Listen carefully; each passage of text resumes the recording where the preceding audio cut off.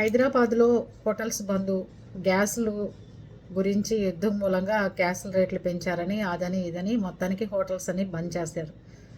PG హాస్టల్స్లో కానీ లేకపోతే బయట ఉండే స్టూడెంట్స్ ఎంతోమంది బయట ఉండే స్టాఫ్ కానీ ఉద్యోగస్తులు కానీ లేకపోతే ఆడవాళ్ళు ఊర్లు వెళ్ళటం వల్ల హాస్పిటల్స్కి వచ్చిన వాళ్ళు కానీ ఈ హోటల్స్ లేకపోతే ఎంతో ఇబ్బంది పడే పరిస్థితి వచ్చింది. పీజీ హాస్టల్స్లో ఉండే ఆడపిల్లలు కానీ మగపిల్లలు కానీ లేకపోతే ఎంప్లాయీస్ కానీ ఉండే వాళ్ళకు కూడా గ్యాస్ లేకుండా ఇబ్బంది పడే పరిస్థితిగా ఉంది అని చెప్తున్నారు అందరూ.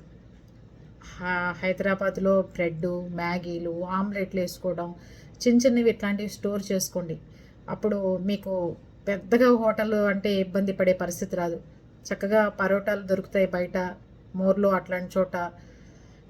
ఆ పరోటా తెచ్చుకుని చిన్న పెనం మీద కాల్చుకుని తినేసేయచ్చు. ప్రియ పచ్చళ్ళు తెచ్చుకోండి, తినండి. అంతేగాని మీరు ఇట్లాంటి పరిస్థితుల్లో ఇబ్బంది పడి తిండి లేక పేరెంట్స్ ఎక్కడో ఉండి వాళ్ళు మా పిల్లలు పూట ఏం తిన్నారు అని చెప్పి ఆలోచించే పరిస్థితి అస్సలు అవసరం లేదు. అంతేనా? చక్కగా పరోటా తెచ్చి కాల్ చేసుకోండి. లేదు అంటే మ్యాగీ చేసుకోవచ్చు, ఆమ్లెట్స్ చేసుకోవచ్చు, ఎన్నో రకాల బ్రెడ్తో మంచిగా రోస్ట్ చేసుకోవచ్చు. బోల్డ్ సదుపాయాలు ఉన్నాయి. అందుకని అలాంటి ఏర్పాట్లు చేసుకోండి. మీకు తెలియదని కాదు, కొన్ని అప్పటికప్పుడు మనము ప్రమాదాల్లో కానీ ఇట్లాంటి ఆకలి టైంలో కానీ ఐడియాస్ రాకుండా పోతాయి. ఆ పని చేసేయండి. చక్కగా ప్రియా పచ్చళ్ళు వేసేసుకుని అమ్మ నాన్న పంపించిన లేకపోతే ఇంట్లో మీ రూముల్లో కానీ హాస్టల్లో కానీ అలా చేయండి. అర్థమైందా? బంధువులు ఇంటికి వెళ్ళి వాళ్ళని ఇంకా ఇబ్బంది పెట్టకుండా మీ సొంత ప్రయత్నాలు మీరు మొదలు పెట్టండి వాళ్ళ నుంచి.